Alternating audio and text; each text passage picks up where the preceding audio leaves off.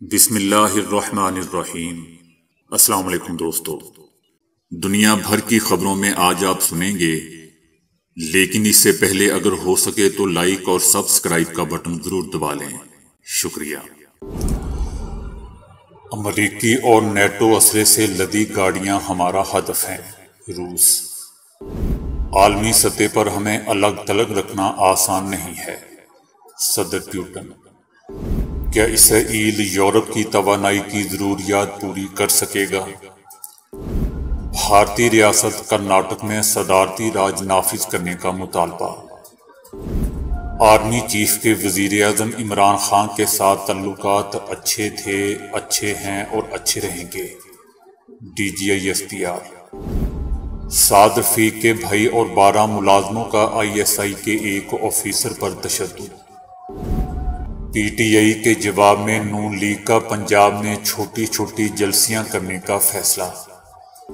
سائرہ بانو دلیپ کمار کی موت کے غم سے نہ نکل سکی۔ ایران میں افغان مہاجرین کے ساتھ کیا ہوا؟ افغانستان میں مظاہرے۔ کورونا نے امیر غریب کے درمیان خلیج کو مزید گہرا کر دیا۔ اقوام متحدہ۔ تو آئیے چلتے ہیں اب خبروں کی تفصیل کی جانب۔ روس نے کہا ہے کہ روس یوکرین میں اسلحے کی ترسیل کرنے والی امریکی اور نیٹو فوجی گاڑیوں کو اپنا ہدف سمجھتا ہے۔ روسی وزیر خارجہ سرگئی نے یوکرین میں مغربی ممالک کی کارروائیوں اور امریکہ کی یوکرین کے لیے عسکری امداد کے حوالے سے کہا ہے کہ ایسی صورت میں امریکی انتظامیہ کے ساتھ ملاقات بے معنی ہے۔ روس نے خبردار کیا ہے کہ یوکرین کی طرف سے روس پر حملے جاری رہے تو روسی فوج کیف سمیت اہم سرکاری فیصلہ ساز مراکز کو نشانہ بنائے گی۔ یوکرین کی فوجی یونٹوں نے روس فیڈریشن کی زمینوں پر حملے اور سبوتاژ کارروائیاں کی ہیں۔ روسی فوج اب تک کیف سے دور رہی ہے، لیکن اگر اس نوعیت کے واقعات جاری رہے تو کیف سمیت اہم مراکز کو نشانہ بنایا جائے گا۔ دوسری جانب یوکرین نے دارالحکومت کیف میں ممکنہ حملے کے خطرات کے بارے میں کہا ہے کہ وہ ہر طرح کے حالات کے لیے تیار ہیں اور روس کا کوئی بھی منصوبہ کارآمد ثابت نہیں ہوگا۔ روس نے ثابت کر دیا ہے کہ وہ صرف نہتے شہری آبادی کے ساتھ ہی لڑنا جانتا ہے۔ مستقبل میں روس کو بین الاقوامی عدالت میں اپنے تمام جرائم کا جواب دینا ہوگا۔ روسی صدر پیوٹن کا کہنا ہے کہ روس کو دنیا سے الگ تھلگ نہیں کیا جا سکتا۔ آج کی دنیا میں کسی ملک کو تنہا کرنا انتہائی مشکل ہے۔ انہوں نے یوکرینی قصبے بوچا میں نسل کشی کا الزام بھی مسترد کر دیا ہے۔ ہم تنہا نہیں ہو سکتے۔ آج کی دنیا میں کسی ملک کو تنہا کرنا انتہائی مشکل ہے، بالخصوص روس جیسے ملک کو۔ روس کی جانب سے یوکرین پر حملے کے بعد پہلی بار روسی صدر نے عوام سے جنگ کے متعلق خطاب کیا ہے۔ اپنے بیان میں روسی صدر نے عوام سے عہد کیا کہ روس یوکرین میں اپنے تمام عظیم مقاصد حاصل کرے گا۔ روس منظم طریقے سے اپنی کارروائی جاری رکھے گا، تاہم اس جنگ کا سب سے اہم مقصد، جو کہ ایک قطبی بین الاقوامی نظام جسے امریکہ نے سرد جنگ کے بعد بنایا تھا، ختم ہونے کے دہانے پر ہے۔ روسی صدر نے اپنے اس خطاب میں یوکرین اور مغربی ممالک کی جانب سے یوکرینی قصبے بوچا میں نسل کشی کا الزام بھی مسترد کر دیا۔ دوسری جانب امریکی صدر جو بائیڈن نے روسی صدر پیوٹن پر نسل کشی اور جنگی جرائم کا الزام عائد کیا ہے۔ یوکرین جنگ کی وجہ سے یورپ روسی ایندھن پر انحصار کم کرنے کے لیے پر توڑ رہا ہے، جبکہ اسرائیل یورپ کی گیس ضروریات کے اس خلا کو اپنی سمندری ذخائر سے پر کرنے کا خواہش مند ہے۔ ماہرین کا کہنا ہے کہ اسرائیل ممکنہ طور پر یونان یا ترکی کے راستے ایک یا زیادہ پائپ لائنیں تعمیر کر سکتا ہے۔ دوسرا راستہ یہ ہے کہ وہ مصر کی مہیا کی جانے والی گیس کی مقدار میں اضافہ کرے تاکہ وہاں سے مائع گیس بحری جہازوں کے ذریعے یورپ تک پہنچائی جا سکے۔ یوکرین کی جنگ یورپ اور مشرق وسطیٰ کی توانائی کی منڈی کے ڈھانچے کو تبدیل کر دے گی۔ توانائی امور کے ماہرین کا کہنا ہے کہ اگر یونان اور قبرص کی سمندری حدود کو استعمال کیا جائے تو اس پائپ لائن پر تقریباً $6 بلین خرچ ہوں گے اور تعمیر میں تقریباً 4 برس کا عرصہ لگ سکتا ہے۔ دوسری جانب ترکی کے ساتھ گیس پائپ لائن تعمیر کی جائے تو اس پر $1.5 ارب خرچ ہوں گے اور اسے 2 سے 3 برسوں میں تعمیر کیا جا سکتا ہے۔ اسرائیل کی گھریلو کھپت کے باوجود برآمد کرنے کے لیے تقریباً 600 بلین کیوبک میٹر گیس ان کے پاس دستیاب رہے گی۔ یاد رہے دوستوں کہ یوکرین جنگ کی وجہ سے یورپ گیس کی نئی منڈیوں کی تلاش میں ہے۔ اسرائیلی حکومتی اہلکاروں کی کوشش ہے کہ مستقبل میں کسی ایک راستے کے انتخاب کی بجائے مصر، یونان اور ترکی یعنی تینوں راستوں سے گیس برآمد کی جائے۔ بھارت میں مسلم فورم نے فرقہ وارانہ لڑائی کے باعث ریاست کرناٹک میں صدارتی راج کا مطالبہ کر دیا ہے۔ بھارتی ریاست کرناٹک میں حجاب پر پابندی اور فسادات کا معاملہ سنگین صورتحال اختیار کر گیا ہے۔ مسلم فورم کی جانب سے خط میں لکھا گیا ہے کہ ریاست کرناٹک میں مسلمان مخالف جذبات کو ہوا دی جا رہی ہے۔ ریاست 2 مہینے سے نفرت انگیز واقعات تیزی سے بڑھ رہے ہیں۔ کرناٹک میں صدارتی راج نافذ کیا جائے۔ دوستو یاد رہے کہ ریاست کرناٹک میں مسلم طالبات کے لیے تعلیمی اداروں میں حجاب پہننے پر پابندی لگائے جانے کے بعد سے حالات کشیدہ ہیں۔ گزشتہ دنوں ریاست کرناٹک، گجرات اور اتر پردیش میں ہندو انتہا پسندوں نے مساجد اور مسلمانوں کے گھروں پر بھی حملے کیے ہیں۔ D G I S P R major general Babar Iftikhar نے کہا ہے کہ فوج کو سیاست میں نہ گھسیٹا جائے۔ نیوٹرل وغیرہ کوئی چیز نہیں، فوج کو سیاست میں نہ گھسیٹیں۔ سیاسی جماعتوں کا مطالبہ تھا کہ پاک فوج کا سیاست میں عمل دخل نہیں ہونا چاہیے اور اب اس بات کو عملی جامہ پہنایا گیا ہے۔ پاک آرمی کا سیاست سے کوئی لینا دینا نہیں ہے۔ آرمی چیف اور D G I S I وزیر اعظم ہاؤس کے جہاں 3 آپشن پر بات ہوئی۔ سیاسی قیادت آپس میں بات چیت کرنے کے لیے تیار نہیں تھی۔ وزیر اعظم کی جانب سے آرمی چیف سے کہا گیا ہے کہ ڈیڈ لاک ہو گیا ہے، بیچ بچاؤ کرائیں۔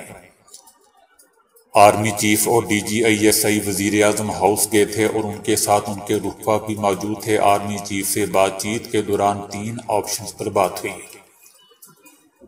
انہوں نے کہا کہ 9 اپریل کی رات کے حوالے سے بی بی سی کی خبر واہیا سٹوری اور جھوٹ پر مبنی ہے۔ میجر جنرل بابر افتخار نے اس بات کی تردید کی کہ امریکہ نے پاکستان سے فوجی اڈے مانگے۔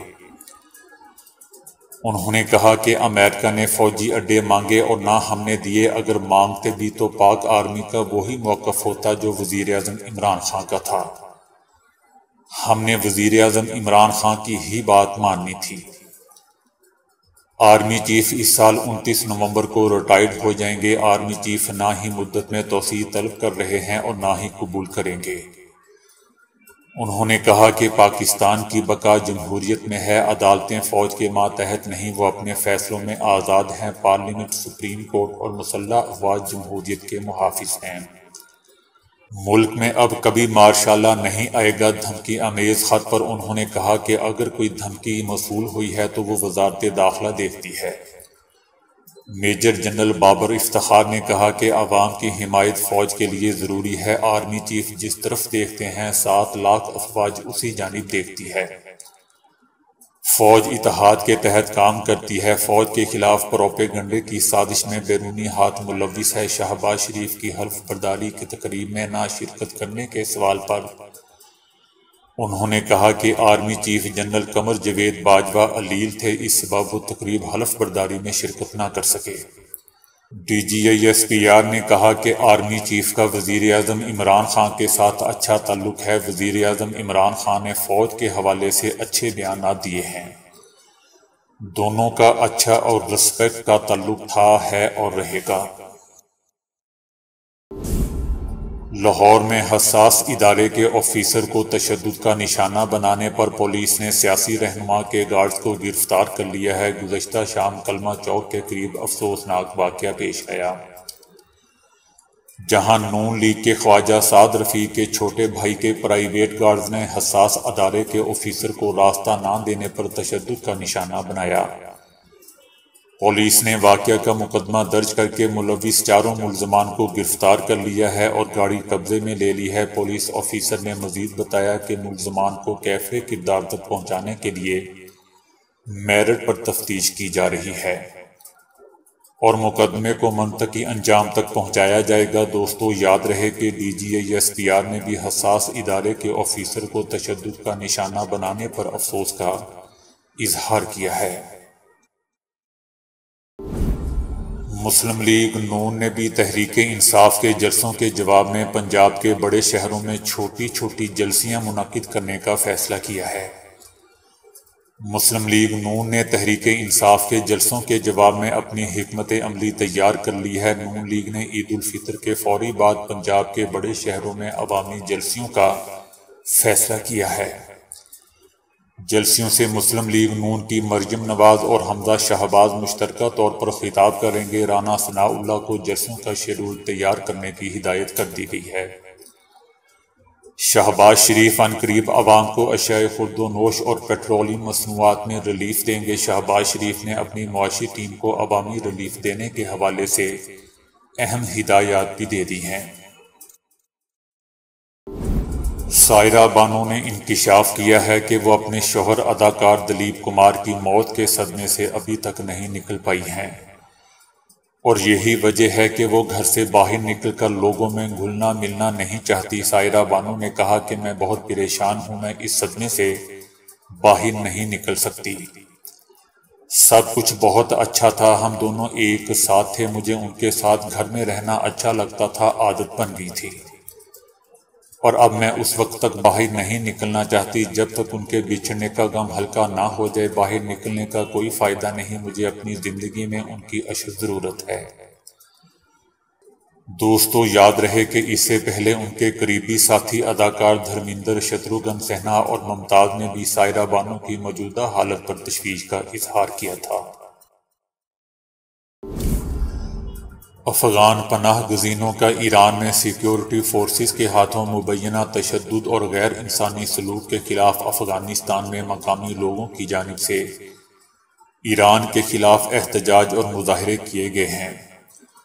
مظاہرین نے اپنے ہاتھوں میں پلے کارڈ اٹھا رکھے تھے جس پر لکھا تھا کہ ہمیں انصاف چاہیے اور ایران مظالم بند کرے۔ یاد رہے دوستو کہ افغانستان میں طالبان نے عوامی مظاہروں پر پابندی لگا رکھی ہے، تاہم اس احتجاج کے دوران مظاہرین کے گرد گارڈ بھی موجود تھے۔ مظاہروں میں شامل حال ہی میں ایران سے واپس آئے ایک شخص کا کہنا تھا کہ ایران کی سیکیورٹی فورسز اور یہاں تک کہ عام شہری بھی ہم پر تشدد کرتے تھے۔ ایرانی پولیس جہاں بھی ہمیں دیکھتی تھی وہیں ہمیں دبوچ کے تشدد کا نشانہ بناتی تھی۔ دوسری جانب ایران نے افغانستان میں اپنا سفارت خانہ سیکیورٹی خدشات کی بنا پر بند کر دیا ہے۔ ایران نے کہا ہے کہ مکمل سیکیورٹی کی یقین دہانی پر ہی کابل میں سفارت خانہ کھولا جائے گا۔ یاد رہے دوستو کہ ایران نے دہائیوں تک لاکھوں افغان پناہ گزینوں کی میزبانی کی ہے، لیکن طالبان کے کابل کا کنٹرول سنبھالنے کے بعد ملک چھوڑ کر ایران جانے والے افغانوں نے ایرانی حکام اور عام شہریوں کے صبر کا پیمانہ لبریز کر دیا تھا۔ ایران میں حکام نے اس ویڈیو کو بے بنیاد اور جھوٹا قرار دے دیا ہے جس میں یہ سب کچھ دکھایا گیا ہے۔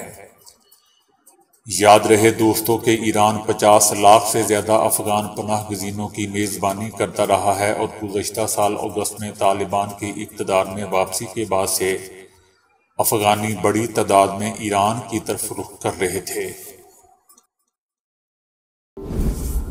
اقوام متحدہ کی طرف سے گزشتہ روز جاری کی گئی ایک رپورٹ میں بتایا گیا ہے کہ کرونا وبا کے دوران امیر ممالک اس کے بدترین اقتصادی اثرات سے بچ گئے، لیکن غریب ممالک اپنے قرض کی ادائیگی کے لیے مزید پریشانیوں سے دوچار ہو گئے، جس نے ایک بڑی عالمی اقتصادی خلیج پیدا کر دی ہے۔ غریب ترین ممالک کو زیادہ شرح سود پر قرض ملنے کی وجہ سے انہیں کرونا وبا کے سبب اقتصادی بحران سے نکلنے اور ترقیاتی کاموں پر خرچ کرنے میں رکاوٹ کا سامنا ہے۔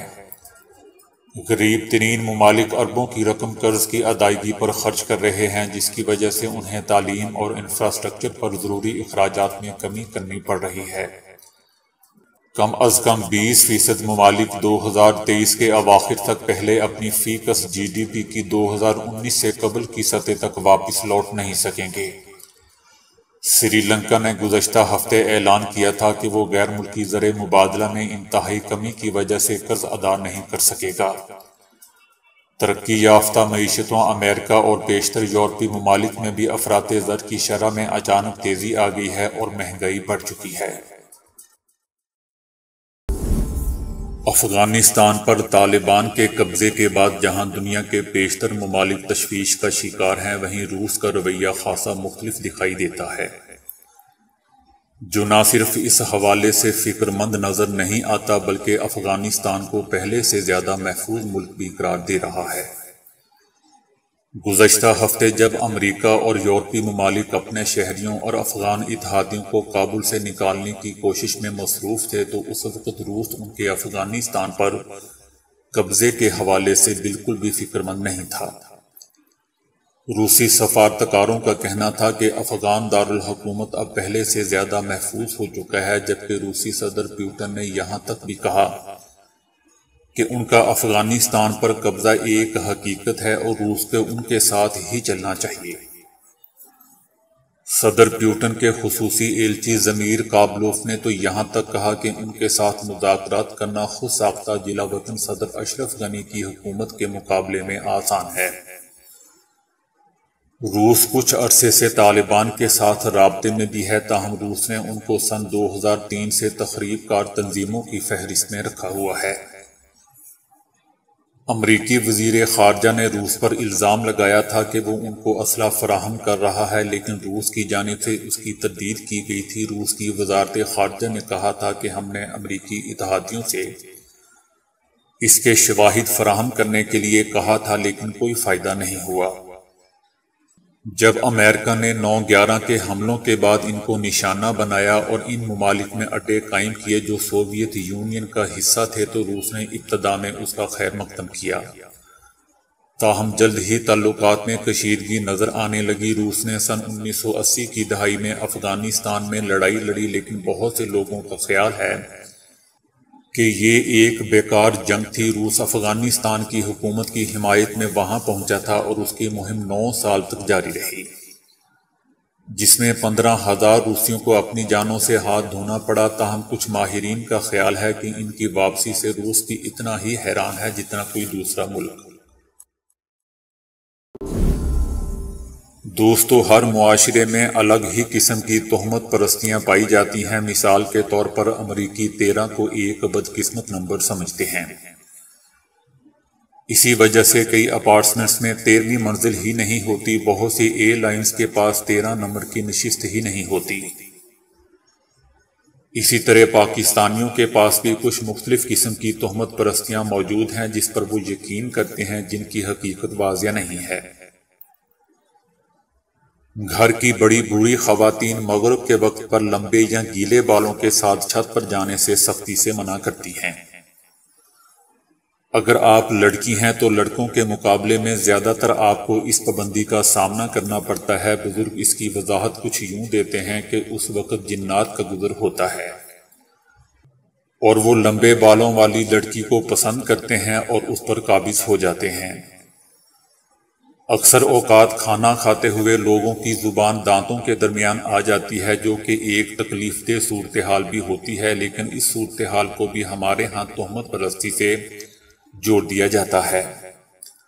کہا جاتا ہے کہ یقیناً کسی نے تمہارے بارے میں بھلا برا کہا ہے تبھی ایسا ہوا ہے۔